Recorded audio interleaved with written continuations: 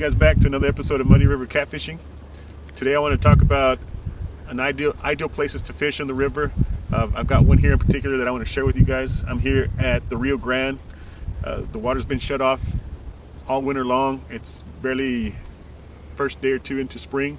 We just had our time change, and I just want to show you how the river works and how it creates the hole and some of the things that you need to look for so you can find an ideal place to fish.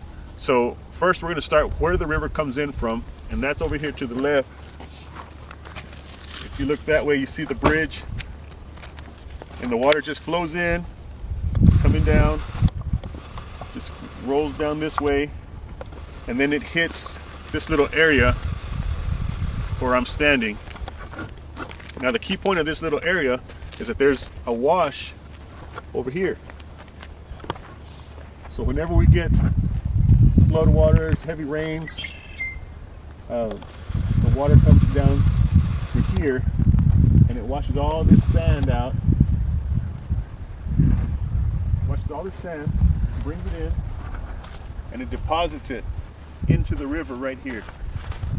So what this does is it chokes the river into this tight bend right here, and it carves out the bank on that side. That's why you see those sharp drop-offs, and it curves the water out towards that area where you see all those rocks.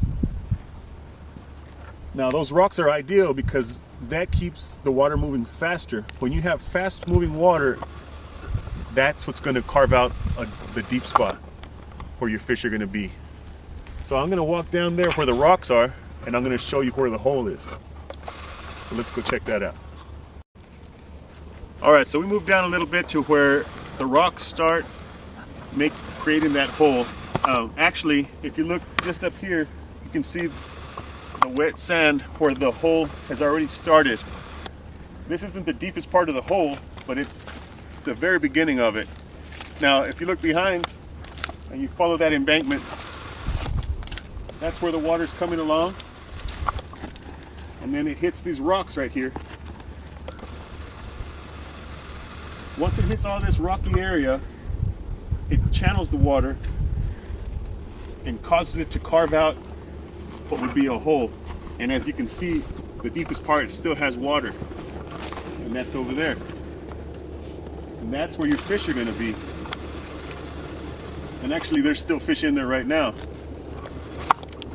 And this is the exact location where I filmed my underwater video showing the flathead.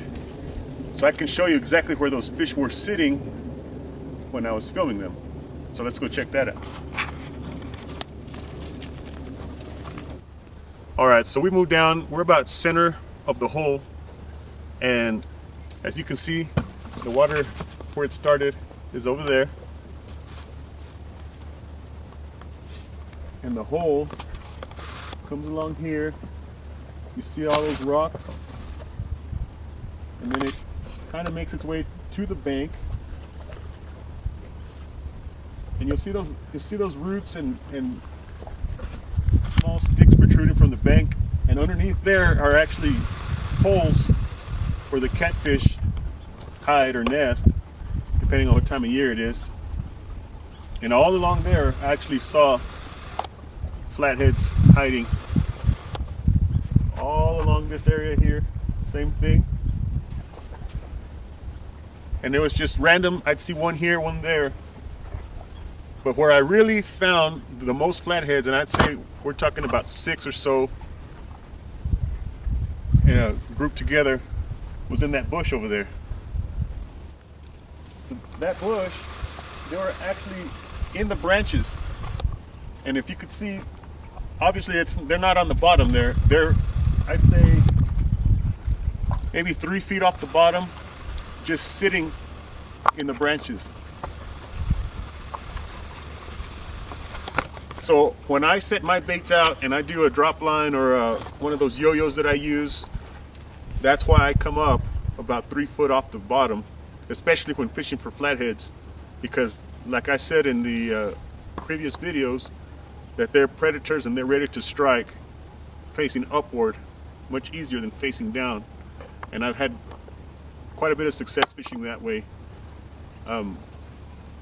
There are plenty of other rigs out there. I'm not saying it's the best one by any means, but it's the one that works best for me.